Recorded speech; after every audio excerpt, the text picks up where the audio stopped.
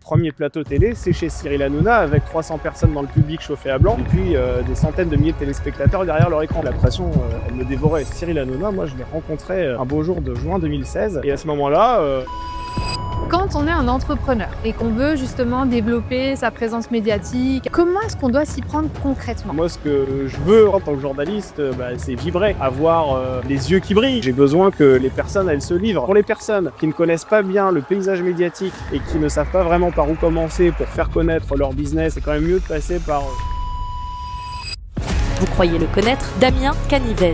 Mais derrière la notoriété, un parcours impensable. Ancien prof d'allemand sans réseau qui intègre l'une des écoles de journalisme les plus prestigieuses du pays, le CELSA. De là, l'ascension est fulgurante. Radio, télé, chroniqueur des émissions de Cyril Hanouna, journaliste pour Le Figaro et depuis près de 10 ans, présentateur du Buzz TV. Il maîtrise mieux que personne l'art d'entrer dans les médias et d'y rester. Mais son rayonnement va plus loin. Il réunit 33 000 abonnés sur les réseaux sociaux et ce n'est que le début.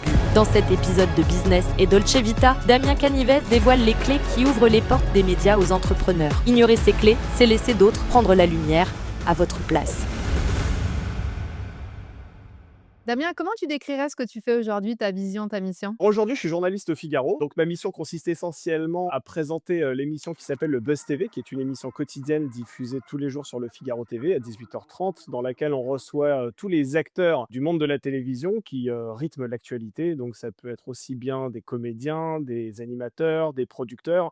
On reçoit à la fois Charlotte Gassio, par exemple, lorsqu'elle a un rôle sur une fiction sur TF1. On reçoit également des animateurs qui incarnent des émissions en première partie de soirée, comme Denis Brognard, comme Camille Combal. On peut recevoir aussi parfois même des producteurs. De plus en plus, on essaye de s'orienter vers des personnalités qui sont un peu plus dans l'ombre, parce qu'historiquement, la ligne éditoriale de notre émission était de mettre en lumière des personnes qui se trouvaient face caméra, qui étaient connues du grand public. Et de plus en plus, on se rend compte que celles et ceux qui se trouvent derrière la caméra ont aussi un discours très intéressant à entendre. Et c'est la raison pour laquelle on leur donne aussi parfois de la place dans notre émission, en tout cas, voilà, de plus en plus. Trop bien, ça doit être hyper nourrissant comme job. Franchement, c'est cool. En Ouais. plus, j'avais hâte de cette interview avec toi parce que tu as une histoire qui est incroyable. J'ai adoré, ça m'a beaucoup parlé. Tu es littéralement parti de zéro, tu n'avais pas de réseau, tu étais prof d'allemand, tu es devenu présentateur télé, tu as bossé avec Cyril Hanouna dans TPMP et aujourd'hui, justement, présentateur au Figaro. Donc, belle reconversion. Et aujourd'hui, tu fais partie, pour moi en tout cas, des chroniqueurs, des présentateurs, vraiment des journalistes les plus visibles et surtout avec j'aime ton côté vraiment avec ce message, tu as un truc à partager, cette bienveillance aussi et c'est quoi selon toi aujourd'hui qui a vraiment fait la différence dans ton parcours? C'est quoi qui t'a propulsé comme ça, à part le talent évidemment? Dis-moi tout. Je n'aurais pas comment dire, la prétention de dire que mon talent m'a propulsé là où je suis, mais en tout cas, ce C'est que, pour ça que je suis là, je le dis. OK.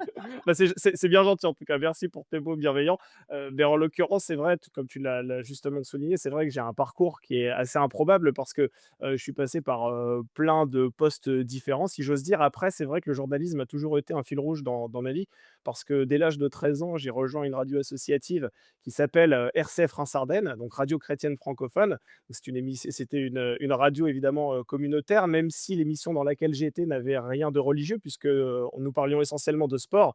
En fait, c'était une, radio dans laquelle on couvrait, les matchs du Stade de Reims, également les matchs de handball, de hockey sur glace. Bref, c'était, toute l'actualité sportive de la région et j'ai commencé finalement le journalisme à l'âge de 13 ans, sur cette radio. Néanmoins, à ce moment-là, je n'étais pas conscient que j'allais en faire, ma vie professionnelle et c'est la raison pour laquelle j'ai bifurqué, vers beaucoup de parcours qui n'avaient pas grand lien avec le journalisme. Par exemple, j'ai fait un cursus scientifique au lycée, alors que j'étais déjà à la radio. Preuve que je n'avais pas forcément l'intention de faire du journalisme mon métier et effectivement après, mes études, je suis devenu prof d'allemand remplaçant, dans un lycée et également dans un collège et c'est vrai que j'avais, à ce moment-là, l'ambition peut-être, de devenir enseignant titulaire, en tout cas professionnel.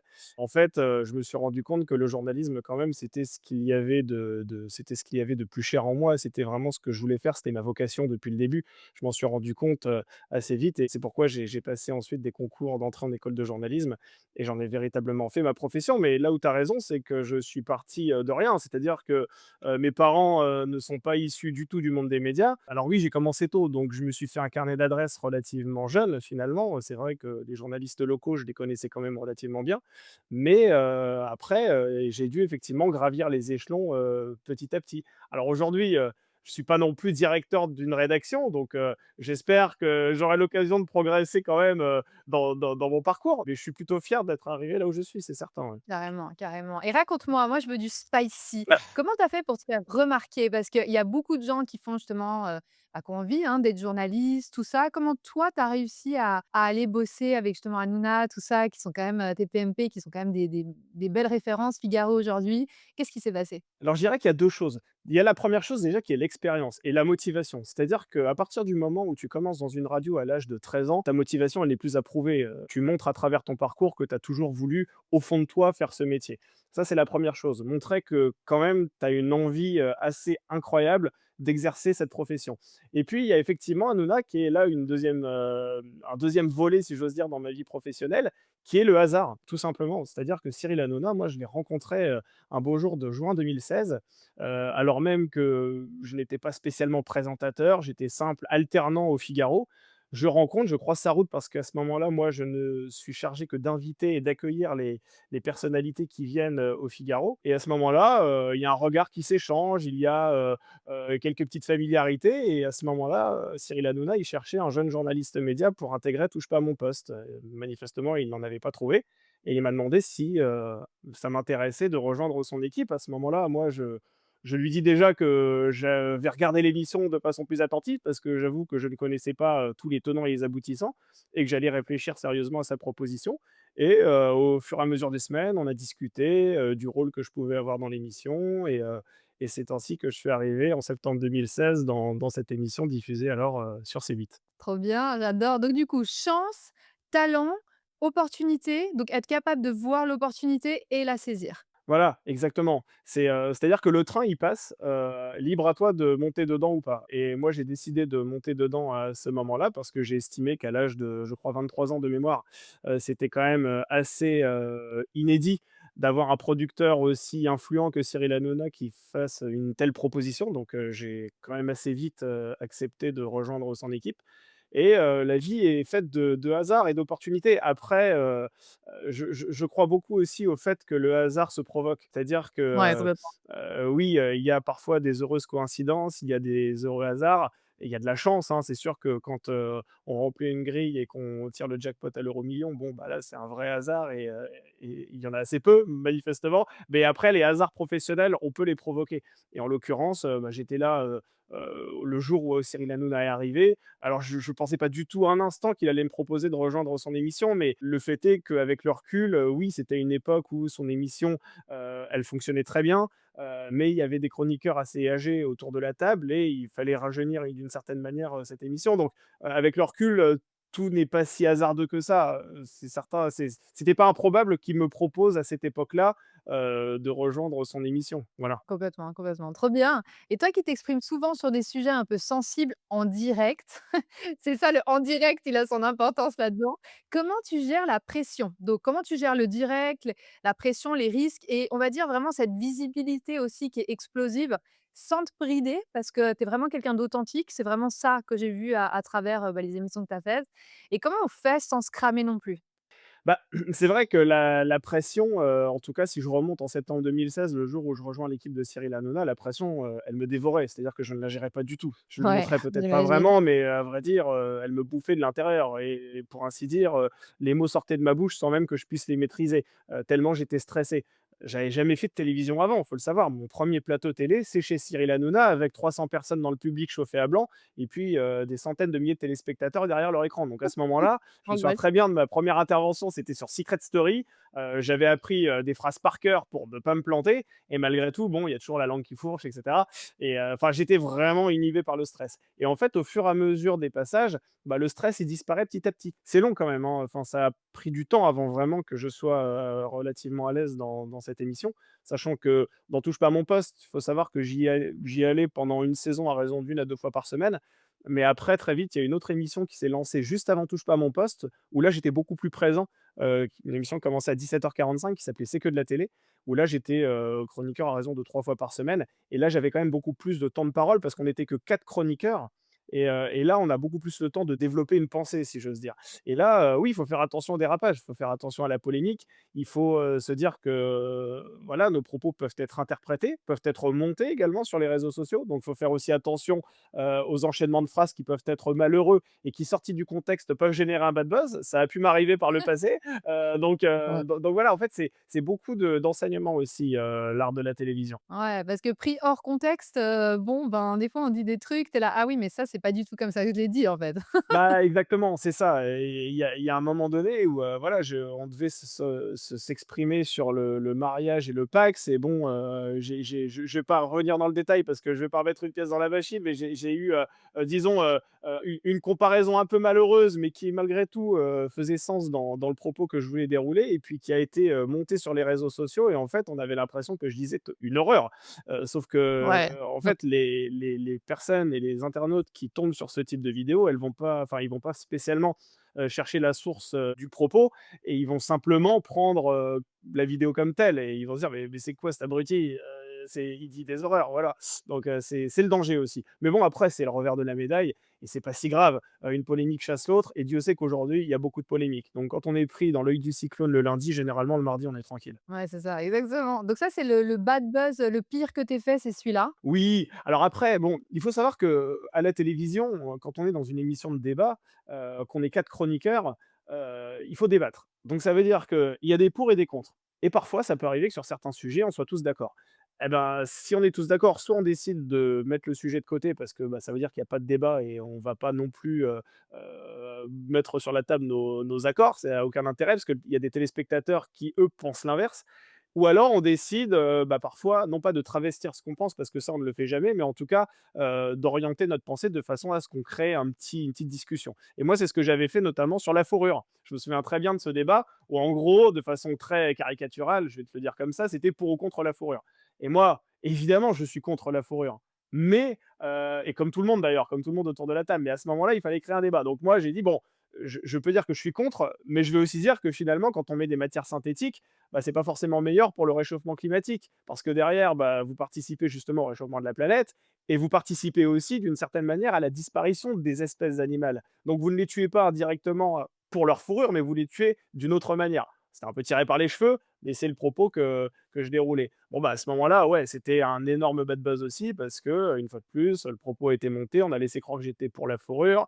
Du coup, bah, derrière, je me suis pris des menaces de mort, des trucs, les associations, animalistes qui me sont tombées dessus, donc là, ouais, c'était très violent. Ouais, là, c'est chaud. Comment on gère justement un bad buzz comme ça? Parce que ça doit être dur à vivre, on se sent peut-être aussi, enfin, sorti du contexte, on se dit: «Merde, c'est pas du tout ce que je voulais dire, je suis pas comme ça, en plus, si tu es contre la fourrure», tu vois? Comment tu as géré ça? En fait, on laisse passer, c'est-à-dire qu'on répond à rien, les commentaires, haineux, généralement, on les laisse de côté. Alors on les lit, hein, malgré tout, et moi, honnêtement, ça m'atteint assez peu. Enfin, je dis pas que je suis plus fort qu'un autre, mais juste ça m'a jamais, heurté plus que ça de lire des insultes, à mon égard. Ce qui peut à la limite me heurter un peu plus, c'est quand quelqu'un, me menace de venir me brûler devant chez moi ou ce genre de choses, où là je me dis: «Bon alors, posons les choses. Est-ce que vraiment cette personne va venir avec un briquet et une allumette pour m'immoler, devant mon domicile?» Je me dis que généralement, si quelqu'un veut me brûler, il va pas m'envoyer un message pour me prévenir, il va venir le faire directement. Donc quelque part, ça m'a un peu rassuré. Mais voilà, après c'est la seule chose qui peut peut-être être un peu, flippante sur le moment, mais en vérité, ça m'a jamais trop embêté. Et une fois de plus, on est dans une société de l'immédiateté qui fait que tout va vite. Donc une polémique va en chasser l'autre. Et donc du coup, moi, une des questions que je me pose souvent, tu sais, quand on a cette notoriété, quand on est public à ce point, moi qui ai aussi de la visibilité, mais rien à voir avec vous justement, quand vous passez à la télé, les chroniqueurs et cetera. Est-ce que tu trouves que j'imagine que oui, mais est-ce que tu trouves que le prix à payer de ta vie privée et d'avoir des haters à ce point, parce que j'imagine que vous en avez quand même des détracteurs, tout ça, est-ce que tu trouves que ça vaut le coup? En fait, il faut cloisonner, c'est-à-dire que moi, les haters ne me dérangent pas parce qu'on va m'attaquer sur ma propre personne. Là où je serais hyper blessé, c'est si on m'attaquait sur ma famille. Et en fait, la vérité, c'est que personne ne sait quoi que ce soit sur ma famille parce que je cloisonne tout. C'est-à-dire que même si on est dans une émission où c'est vrai, on doit beaucoup se livrer sur notre, vie personnelle, la vérité, c'est que moi, je me livre, mais de façon à ne pas trop en dévoiler non plus et personne ne sait où j'habite, personne ne sait, quelle est ma vie, personnelle, maritale et cetera. Donc de ce point de vue-là, le prix à payer n'est pas si cher. Le seul prix à payer, c'est d'accepter de se faire défoncer sur les réseaux sociaux et moi, je l'accepte bien volontiers, il y a aucun souci. Je réponds absolument à personne. Donc ça, c'est vrai que les fois où j'ai pu effectivement recevoir des insultes, ça a dû être frustrant pour, celles et ceux qui m'en ont envoyé parce que je ne répondais pas. Alors parfois, il y a quand même je pondérerais en disant que, j'ai dit des bêtises aussi. Je peux plus forcément te dire lesquelles, mais je me souviens avoir eu des propos qui étaient un peu blessants, sans trop le vouloir d'ailleurs, mais en les réécoutant, c'est vrai que l'interprétation aurait pu être, assez douloureuse pour, les personnes qui se sentaient visées, par rapport à ce que je disais et ça m'est arrivé de répondre, et parfois par dizaines de messages en m'excusant à des gens qui se sont sentis sincèrement visés. Pas f et généralement d'ailleurs c'est drôle parce que ça commence toujours par des insultes et puis après quand on répond, bah, après c'est: «Ah oui, non mais c'est vrai que vous avez quand même un peu abusé mais bon sans rancune quoi». Mais là oui, ça m'est arrivé de répondre. Mais quand vraiment je me sentais, oui, un petit peu coupable des propos que j'avais pu tenir. Ouais, bah, complètement, parce que vu que tu es en live aussi, enfin, d'un coup, tu sors des trucs parce que c'est dans le feu de l'action, puis après tu es là: «J'aurais pu le dire d'une manière peut-être plus douce, ou j'aurais pu utiliser d'autres mots». C'est ça, après il faut savoir que la télévision aujourd'hui et l'économie de la télévision fait qu'il faut que ça aille très vite et que, disons, en tout cas dans une émission de divertissement telle que celle à laquelle je participais sur C8, on n'a pas le temps, d'être dans la nuance non plus. C'est-à-dire que c'est assez binaire, hein, soit on est pour, soit on est contre. Donc, le propos de fait, par nature est assez violent. Donc c'est vrai qu'on n'a pas le temps de développer non plus, sur chaque sujet de société. Si on doit faire 15 débats en 3/4 d'heure, autant te dire que si tu fais le temps accordé à chaque débat, ça va vite, hein. Ouais, complètement. Et il y a une question qui est beaucoup revenue parce que j'ai fait voter mon audience justement pour, notre interview aujourd'hui, notre podcast, et il y a une question qui est beaucoup revenue, j'étais vraiment trop contente parce qu'elle est hyper intéressante. Toi qui es de l'autre côté, quand on est un entrepreneur et qu'on veut justement développer sa présence médiatique, apparaître, qu'importe, hein, Figaro, qu'importe, un autre média aussi cool, comment est-ce qu'on doit s'y prendre concrètement? Je dirais que ça passe, de façon très discrète par un mail. Voilà, à partir du moment où on a un contact dans une rédaction, c'est pas, abusé d'envoyer, un mail pour, préciser sa démarche. Généralement, les mails, on va pas se mentir, on va pas forcément y répondre. Avec beaucoup de chance, on va parfois le lire, mais, souvent, on va pas y répondre. Non pas parce qu'on n'est pas intéressé, mais parce qu'on en reçoit, des dizaines et des dizaines par jour. Je te mens pas, c'est pas un abus de langage. J'ai regardé, juste avant cette, interview justement, les derniers mails que j'ai pu recevoir. J'ai 17 812 mails non lus. Donc tu imagines bien que, je les lis pas tous. Ça arrive parfois que j'ai des contacts très récurrents, que je sais, stratégiques et intéressants et que je vais de toute façon, lire et auxquels je vais toujours répondre. Mais on va dire que des personnes qui, ne font pas partie de mon carnet d'adresses et avec lesquelles je n'ai jamais conversé, ils vont m'envoyer un mail. Je te dis, au mieux, je vais le lire, mais généralement, je vais pas y répondre. Non pas parce que, je suis méprisant et parce que je n'ai pas le temps, mais parce qu'en fait, je vais être happé par un autre appel, par un autre mail, par un tournage et cetera. Donc en fait, il faut commencer par un mail et après ce que je conseille aussi, c'est de passer un coup de fil et là, généralement, l'appel est quand même beaucoup plus efficace. En tout cas, là, je parle vraiment je prêche pour ma propre paroisse.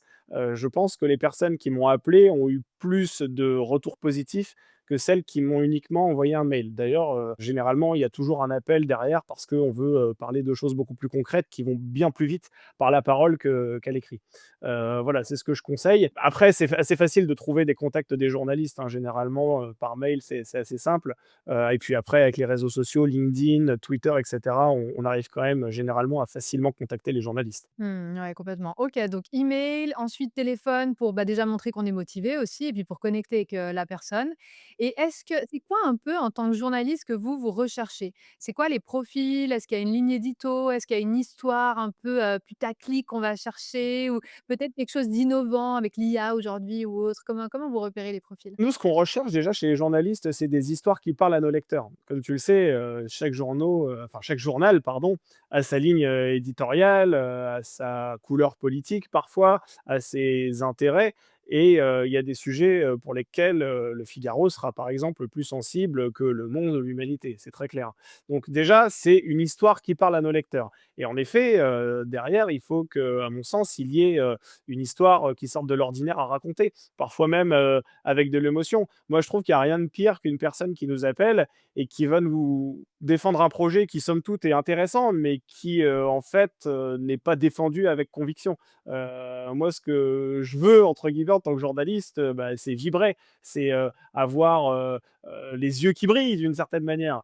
Voilà. Alors après ça, c'est pour les histoires innovantes, pour les parcours de vie à raconter. Après, il y a tout simplement aussi des informations dont on va, bénéficier, enfin que des sources vont nous donner, qui elles n'ont pas besoin d'être teintées d'émotions, mais qui, se suffisent, à elles-mêmes. Si, demain, j'ai le secrétaire général de l'Élysée qui me donne la composition du nouveau gouvernement, j'ai pas besoin qu'il me raconte sa vie.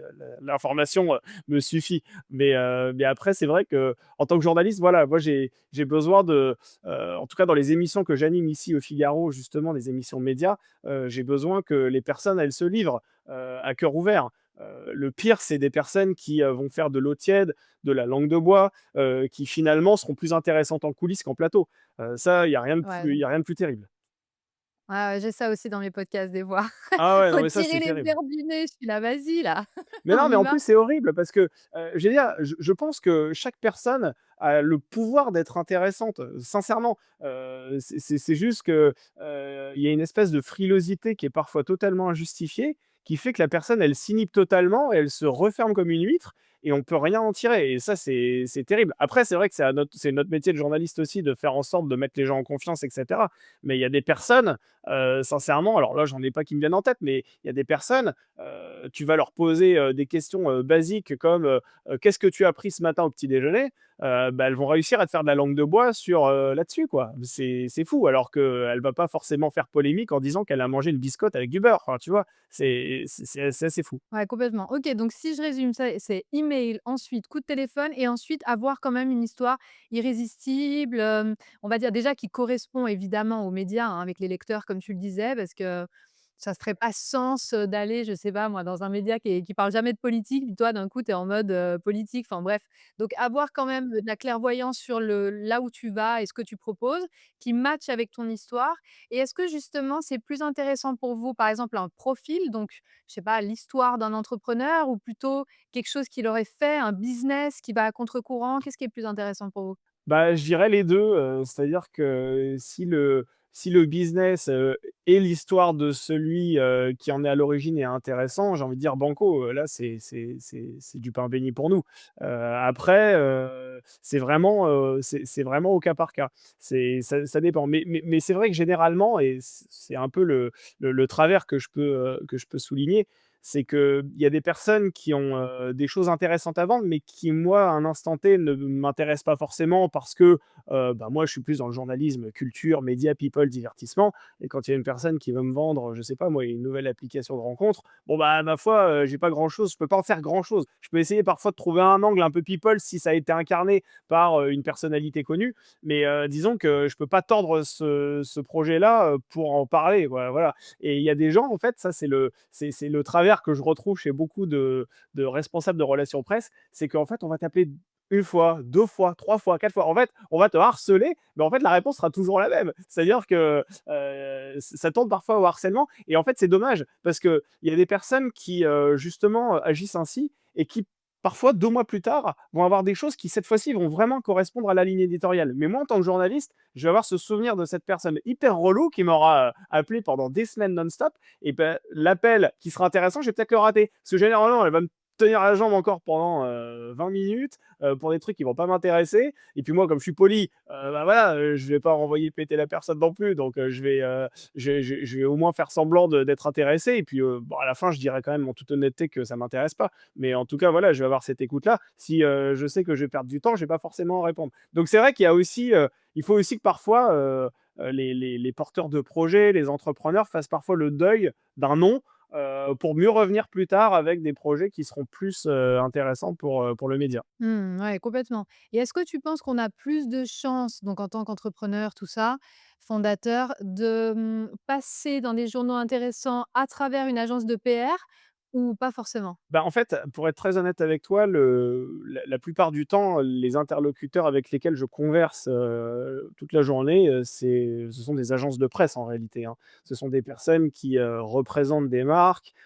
qui, représentent, des personnalités, voilà et c'est vrai que, ces gens-là sont d'une efficacité assez redoutable parce que, justement, les travers dont je te parlais, c'est-à-dire, l'entêtement inutile ou, en fait, la cible qui n'est pas la bonne, la cible médiatique qui n'est pas la bonne parce que le média n'est pas intéressé. Bah, en fait, tous ces travers-là n'existent pas chez des professionnels.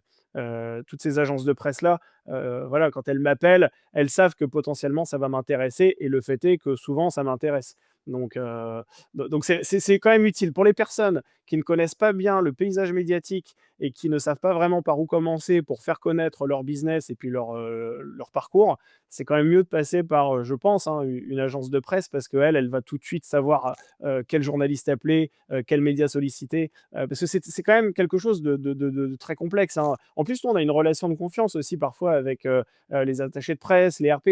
En fonction de l'attaché de presse qui va m'appeler, franchement, je sais si je vais être intéressé ou pas, généralement.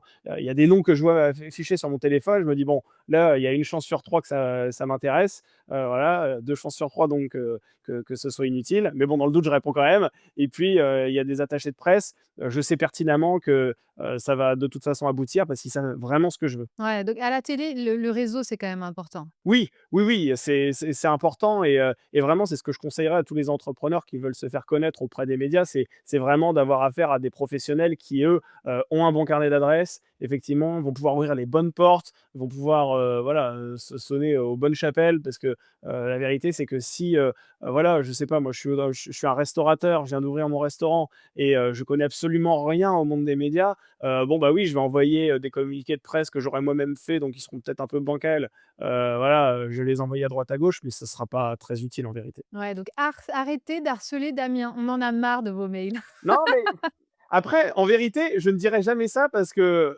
je préfère avoir 12 000 mails qui ne servent à rien, mais le 12 001e qui va être vraiment une pépite, voilà. Donc il faut pas hésiter justement, hein, à proposer. Moi, ça me dérange pas, c'est vrai qu'il y a parfois ouais, il y a des sujets, qui de base ne m'auraient jamais intéressé, enfin pas tout m'intéresse, mais qui en tout cas, n'étaient pas dans ma cible et puis finalement, en fait, en y réfléchissant bien et avec les bons arguments de mon interlocuteur, bah, je me suis dit: «Banco, on y va, quoi». Tu vois, par exemple, je vais te donner un exemple qui est complètement différent. Comme je te disais, dans le Buzz TV, nous, on a pour coutume de recevoir des gens connus du grand public, d'accord? Donc c'est des personnes que toi, tu connais, que tes parents connaissent, vraiment des gens, qui font des selfies dans la rue. Et un jour, j'ai, une attachée de presse qui m'appelle et qui me dit: «Tiens, ce serait bien que vous receviez, Béatrice, qui est routière dans les Reines de la route sur Sister». Alors je me dis: «Attends, Sister, une chaîne qui est quand même pas très regardée, on va pas se mentir, hein, qui est quand même très loin dans la numérotation TNT.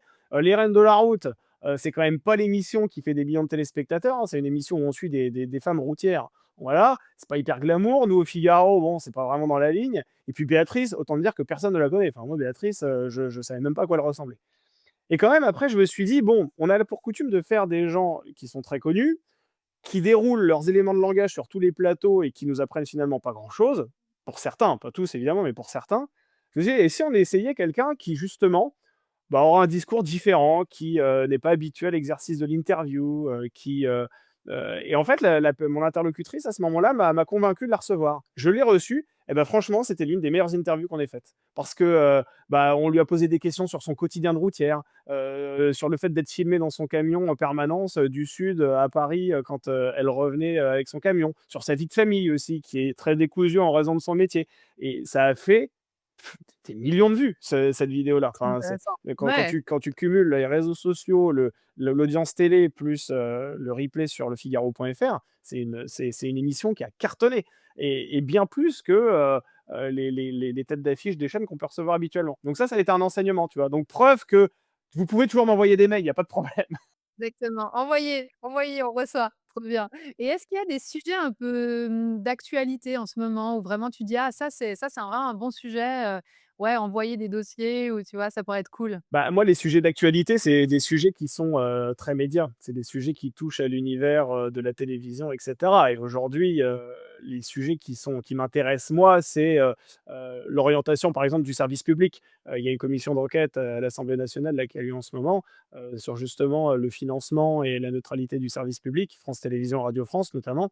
Bah, ça, c'est des sujets, voilà, typiquement qui m'intéressent. Si demain France Télévisions m'appelle pour me proposer une interview avec Delphine Ernotte, qui est la patronne de France Télévisions, bon, bah, évidemment, là, je lui déroule le tapis rouge, si j'ose dire, parce que ce sera une interview très intéressante au regard de tout ce qui se dit, sur, voilà, est-ce que France Télévisions est si à gauche que qu'on le prétend, et cetera. Donc voilà, ce serait des sujets très intéressants pour mon émission. Mmh, OK, intéressant et l'intelligence artificielle? Bah, moi, l'intelligence artificielle, elle me fait peur.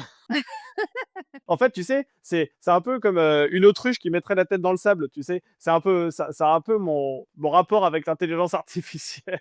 Non, en vérité, l'intelligence artificielle, pour ainsi dire, moi, je l'utilise très peu, dans mon métier parce que comme, bah, je présente des émissions, pour l'instant, j'ai pas un avatar ou un hologramme qui fait mon métier. Mais la vérité, c'est que, enfin, ça, c'est vraiment ma conviction personnelle qui ne repose absolument sur aucune étude, mais je vois ce qui se passe, je vois la façon dont les journalistes utilisent l'intelligence artificielle, notamment pour préparer des interviews, pour faire des recherches, et cetera. Je me dis que ça va nous faire beaucoup de mal. Alors, je sais pas, d'ailleurs, je vais peut-être pas dire que ça va nous faire beaucoup de mal, c'est que ça va, bouleverser considérablement notre métier. Peut-être comme internet d'ailleurs, l'arrivée d'internet a considérablement bouleversé le quotidien des journalistes à l'époque. Je pense qu'on arrive dans une autre révolution qui va vraiment, transfigurer, si j'ose dire, le paysage journalistique et médiatique. C'est certain. Quand je vois que dans des pays asiatiques, il existe aujourd'hui des avatars qui présentent des journaux télévisés, et qu'ils le font, ma foi, plutôt bien, bah, je me dis: «Le jour où ça arrive en France, enfin moi, qu'est-ce que je vais apporter de plus?» Donc en fait, c'est là où aujourd'hui, mais ça, une fois de plus, c'est vraiment une réflexion très personnelle. Je me dis: «Le présentateur d'une chaîne d'information en continu, il a tout intérêt à avoir du style». Je pense qu'un Pascal Praud, par exemple, il a encore de belles heures devant lui parce qu'il a un style, parce qu'il a du sel, et cetera.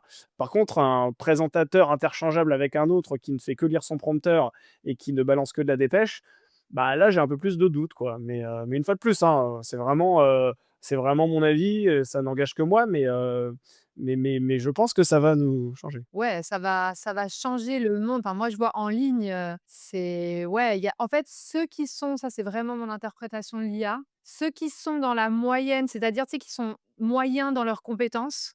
Donc il y a les gens mauvais, moyens et bons. Moyens, mauvais, ils vont disparaître. Enfin, ils vont ça va faire un raz-de-marée, ils vont disparaître et moi, ce que je trouve positif là-dedans, c'est que je me dis: «Bah, au moins, ça va pousser» parce que c'est là, en fait. Tu vois, ça sert à rien d'essayer d'empêcher. Je vois, il y a des gens, ils essayent d'empêcher, tu vois?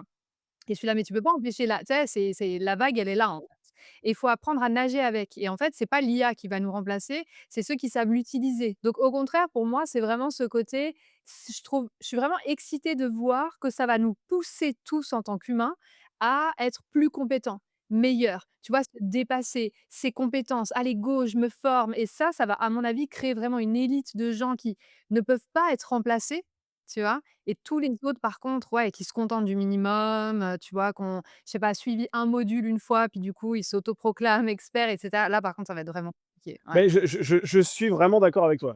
Pour le coup, je pense que les personnes qui, étaient, très, bancales dans leurs compétences et qui, effectivement, n'avaient pas grand-chose à apporter, vont assez vite disparaître. Mais là où j'ai encore un peu plus, peur que toi, c'est que je me dis: «Bon, peut-être qu'un jour l'intelligence artificielle sera aussi tellement pointue que même les personnes avec beaucoup de compétences vont être un petit peu mis sur la touche». Alors comme tu dis, moi j'ai pas spécialement peur de l'intelligence artificielle à vrai dire parce que je pense que comme tu le dis justement et là je te rejoins à 100, c'est qu'il faudra qu'on s'y adapte. Il faudra juste qu'on apprenne à vivre avec. Peut-être que, le journaliste sera un simple programmateur d'intelligence artificielle un jour et devra rentrer ses infos de façon à ce qu'elles soient, malaxées sous forme d'articles. J'en sais rien, je suis dans de la fiction, tu vois? Mais peut-être qu'un journaliste, ce sera ça son métier dans 30, 40 ans.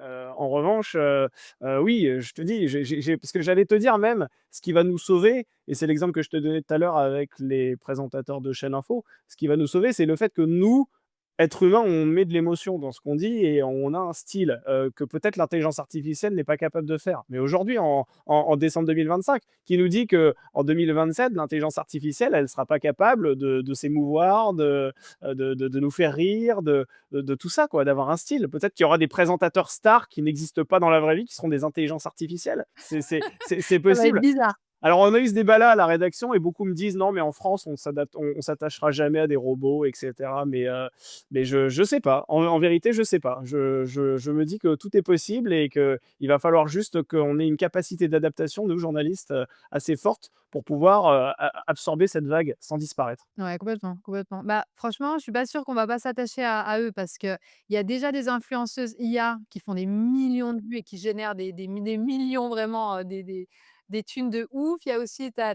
girlfriend, ton Mais oui! boyfriend, c'est des IA et tout. Enfin, c'est assez ouf ce qui est en train de se passer. Mais Ouais. complètement, complètement. Mais l'exemple des comptes Instagram, c'est l'exemple parfait. Enfin, et je pense que ce qui est encore plus effrayant, ce sont les commentaires qui se trouvent sous les photos, d'internautes qui, eux, je crois, sont réels et qui vraiment ont l'impression d'avoir trouvé une amie ou un ami à travers, cette intelligence artificielle. Donc voilà, mais même d'ailleurs, je pense que l'exemple que je vais te donner, ça va parler aux internautes qui nous écoutent, c'est sûr. Mais le nombre, d'heures que j'ai pris à discuter avec une intelligence artificielle, parfois même pour me rassurer sur ma santé, par exemple, «J'ai le nez qui coule, qu'est-ce que c'est?» et cetera. Enfin, c'est devenu presque un partenaire de vie aujourd'hui, l'intelligence artificielle. Carrément. Donc Ouais, c'est ouais, assez complètement. effrayant, mais bon, ma foi, il faut faire avec. Ouais, carrément, la vague, elle est là, hein, donc soit on se noie, soit on apprend. Donc moi, je propose qu'on apprenne à surfer. Ouais, c'est ça, exactement, c'est ça, c'est une belle leçon, ouais. Il faut apprendre à surfer. Exactement, faut qu'on s'y mette, trop bien. Et il y a un autre truc aussi, moi, toute la journée, je reçois des messages ou des mails de, tu sais, des personnes qui me proposent des articles dans un magazine assez connu, tu sais, mais payés, des articles payants. Ouais. C'est quoi un peu pour toi la différence justement entre bah, écrire des profils, donc comme vous le faites, tout ça, et ces articles payants? Est-ce que tu vois les PR, articles payants, qu'est-ce que c'est un peu la différence? C'est du publi reportage en fait, hein, c'est ça, c'est du brain content finalement. C'est des articles que tu écris peut-être même parfois toi-même de façon à promouvoir ton business et puis faire en sorte que, il soit lu. Après, je dirais que ce type ce type d'économie finalement, il est pas si, inutile que ça. Parce que, en fait, les entrepreneurs lorsqu'ils vont vouloir communiquer, sur leur, projet ou sur leur parcours et qu'ils sollicitent un journaliste, ils maîtrisent pas véritablement le produit fini qui sortira de l'entretien et qui sortira de l'échange.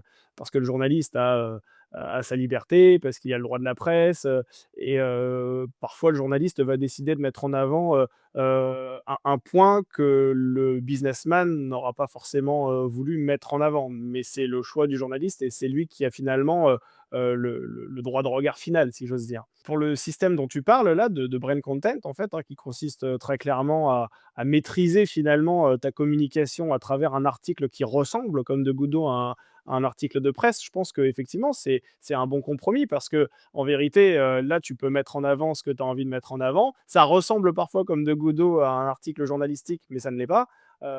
Généralement, quand même, les médias, précisent bien sur leur site que c'est un contenu sponsorisé ou que c'est, de la publicité.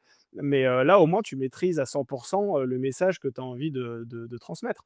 Donc, de ce point de vue-là, ça peut être utile. Après, à voir, quelle est l'audience, du site, sur lequel, l'article est publié. Mais c'est ce que je conseille parfois même à des attachés de presse ou des agences de presse qui sont un petit peu, pressantes sur la ligne éditoriale que nous, on va adopter.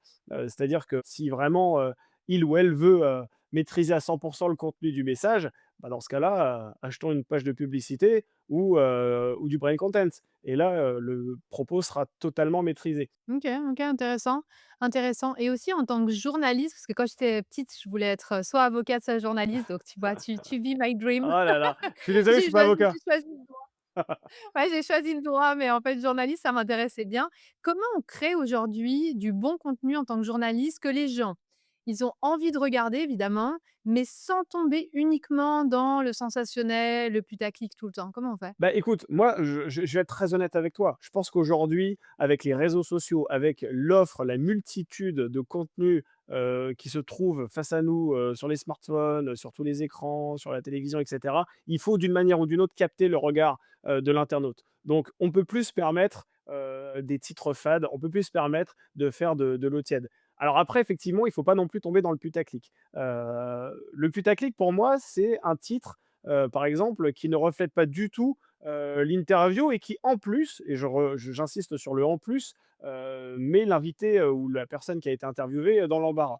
Voilà. Ça pour moi, c'est du putaclic et parfois c'est un titre d'ailleurs qui va dire l'inverse de ce qu'on va trouver dans l'article. Là, pour le coup, c'est assez scandaleux et c'est même l'inverse de notre métier. Parce que nous, notre métier, ça reste quand même, de manier les faits, en tout cas de les divulguer, de les donner, sans forcément les manipuler.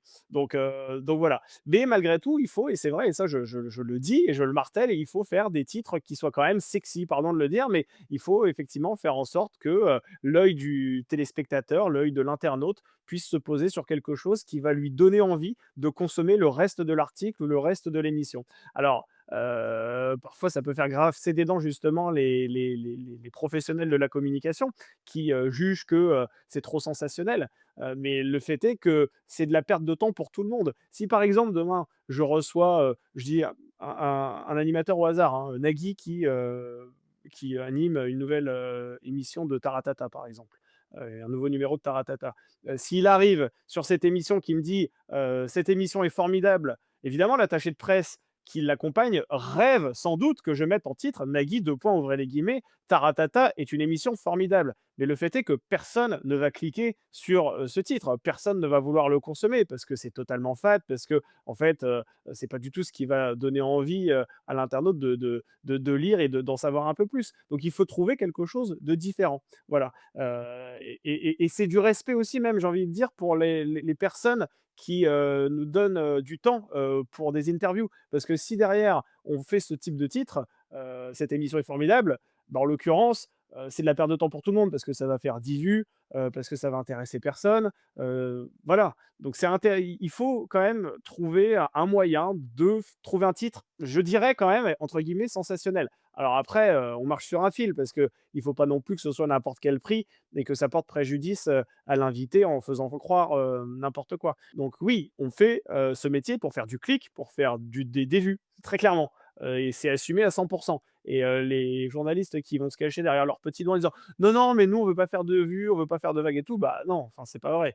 On a tous vocation à faire, des vues, à exploser les compteurs d'audience. Enfin sinon, on écrit dans son journal intime. Ouais et puis sinon tout ce travail, ça a servi à rien parce que l'interview, la recherche, des personnes qui vont dedans, la thématique, les questions, enfin le montage, enfin tout ce qu'il y a, même s'il y a pas de montage, mais le live, enfin le plateau, tout ça, à un moment donné, si personne regarde, ça n'a servi à rien. C'est ça et c'est pas un gros mot de dire que le titre est parfois un peu, sensationnel. Pour moi, sensationnel, ça veut dire juste que, il fait sensation, qu'il nous provoque des émotions. Bah, c'est pas grave, c'est pas un gros mot, de faire sensation, c'est au contraire. Enfin, on vit tous pour, avoir des émotions, pour être content, heureux, en colère, enfin voilà, si on est, totalement, inerte devant, un article, bon, bah, on va pas le lire, quoi. Enfin, ça tombe sous Complètement. le sens.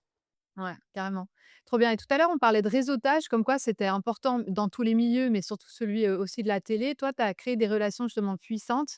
Comment on construit un bon réseau, quand on part de zéro? C'est vraiment de fil en aiguille. Moi, je pense qu'il faut pas se dire, «Je vais construire un réseau et vraiment, en faire, une finalité». Je pense qu'il se construit naturellement, en fait. À partir du moment où tu es dans un domaine, quel qu'il soit, bon, moi, en l'occurrence, c'est le domaine des médias, du divertissement et cetera, bah, naturellement, en fait, il va s'étoffer au fur et à mesure et il faut pas en faire, vraiment, l'alpha et l'oméga de ton quotidien, cette histoire de réseau. Parce qu'en réalité, à partir du moment où tu vas recevoir un premier invité, bah, on va discuter, voilà, là, c'est admettons le premier contact que j'ai dans mon carnet d'adresses. Bah, on va discuter et puis après peut-être que je serai amené à le revoir et puis il va me présenter d'autres personnes et puis après c'est un effet boule de neige si tu veux.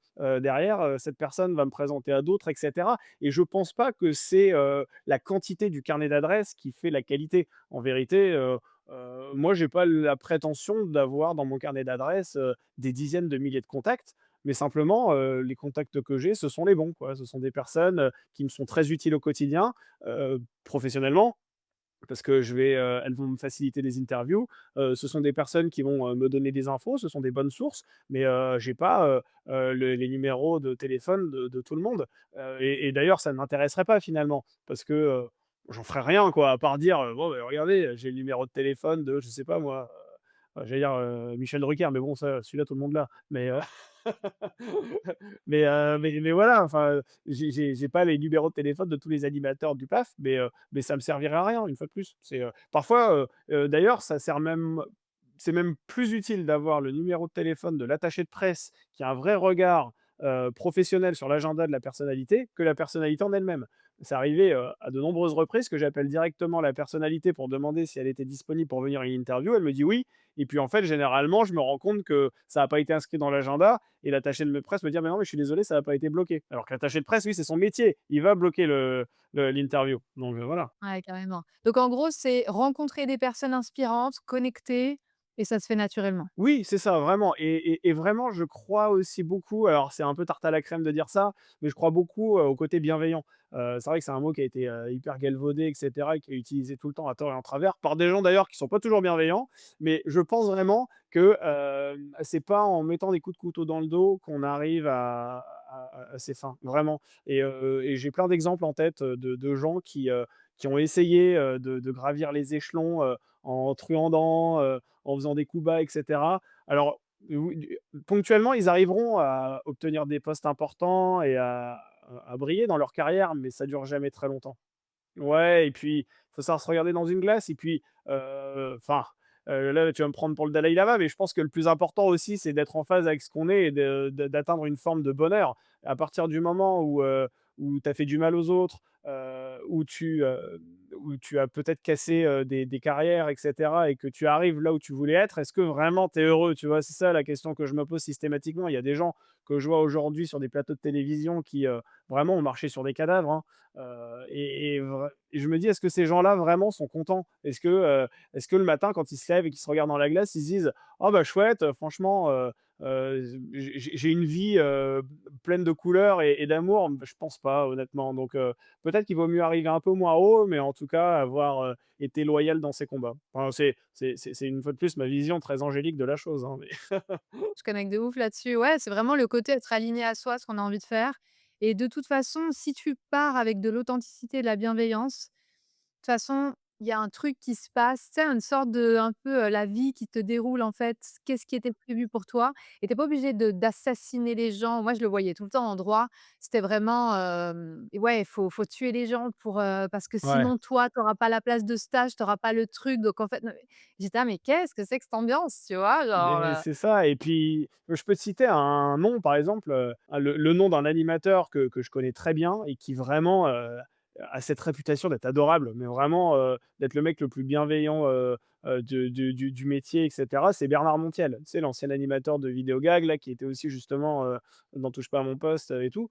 Bah, ce mec-là, franchement, alors peut-être, j'en sais rien, tu vois? Je le connais pas non plus, sur le bout des doigts, et je connais pas non plus, voilà, Bernard Montiel, comme, tu vois? Enfin, comme son meilleur pote, tu vois? Parce que je le connais en tant que collègue, finalement, quelqu'un que je sais croiser régulièrement.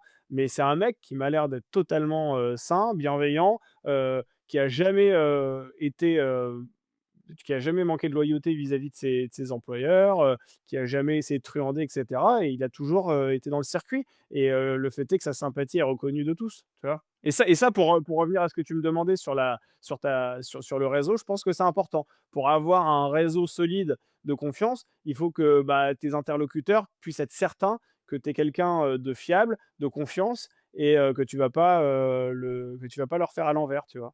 c'est ça, exactement. Ouais, qui peuvent te faire confiance et compter sur toi. Ouais, carrément.